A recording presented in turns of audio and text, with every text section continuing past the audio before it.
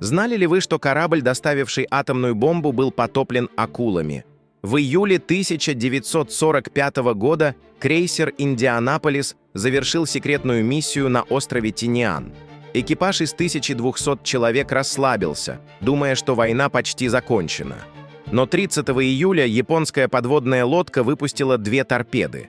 Корабль затонул за 12 минут. 880 моряков оказались в воде среди тигровых акул. Спасательных шлюпок почти не было. 4 дня хищники нападали на слабейших. Капитан Маквей пытался поддерживать порядок, но люди сходили с ума от соленой воды. Они видели галлюцинации спасательных кораблей. Только случайно пилот заметил нефтяное пятно и плавающие тела. Выжило лишь 317 человек. Вместо героев их встретили обвинения. Военные 4 дня даже не заметили пропажу корабля.